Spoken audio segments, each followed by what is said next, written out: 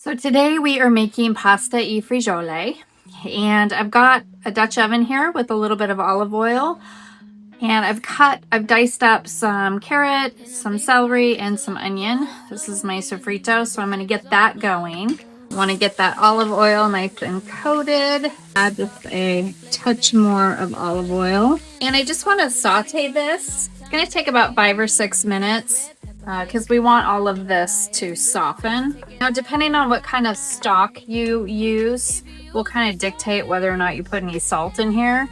I've actually opted to do chicken bouillon powder with some water, so I will salt and pepper it to taste. So we're going to let this cook about 5 to 6 minutes until the vegetables become nice and tender. One ingredient that I forgot to mention that is kind of an important ingredient is our white beans. So I just have some cannellini beans here and I've just drained them. You can wash them if you want. I kind of like the starch because it kind of helps thicken the soup. All right, so these are looking really good. I just tried a carrot and it is tender. So I'm gonna go ahead and put in my garlic.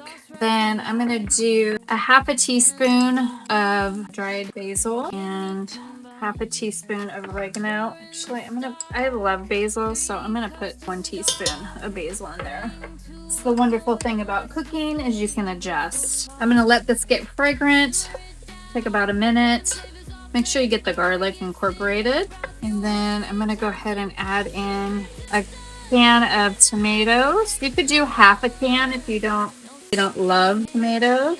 Add in my cannellinis. And I'm gonna start out with 2 cups of my stock and just kind of see how that looks. Add just a tiny bit more water. So I'm gonna go with 2.5 cups. And the nice thing about using a chicken bouillon powder is that you can then just kind of come through and adjust accordingly. Now I want to bring this to a boil, so I'm gonna bump up my heat. So I'm gonna let this come to a boil and then I'm gonna reduce the heat and let it simmer. I'm gonna let it simmer for about 10 to 15 minutes. And then the last thing that I will do is I will add in my pasta and then I'll let that cook for another 7 to 9 minutes. And then our soup will be complete. So again, I'm gonna get this to a boil, then I'm gonna reduce my heat and let it simmer for about 10 to 15 minutes. And then I'll dump in my pasta and cook it for another 7 to 9 minutes, just so that my pasta gets nice and cooked. Now, at any point in time, like right before you add the pasta, if you feel like you don't have enough water in here, you can always add a little bit more, or a little more stock, or a little more water with the bouillon powder. But I'm gonna let this come to a boil. So again, once it starts boiling, then I'm gonna lower the temperature all the way down so that it can simmer for 10 to 15 minutes. Now I do like my soups a little more on the chunky side. So if you like more broth, you can always add more of the stock. I wish you could smell the smells in here. It smells so delicious. All right, that looks good. I'm gonna go ahead and turn it down and let it simmer for 10 to 15 minutes. For our pasta fagioli class, you can use chicken bouillon powder if you want. This is a great shelf-stable product that allows you to just mix up whatever you need on the fly. It also is great for soups and stews and chili and all kinds of stuff. You're doing like chicken chili.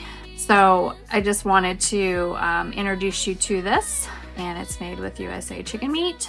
Yeah, so this is a great option. Like I said, it doesn't take up a lot of shelf space. It is shelf stable, but you can also use the chicken stock that comes in the cartons as well for our class. Whatever you wish. Another product that you could use is the Better Than Bouillon. They do have a chicken base one as well. This one you also add water to. It lives in the refrigerator. And these are great for, all types of applications.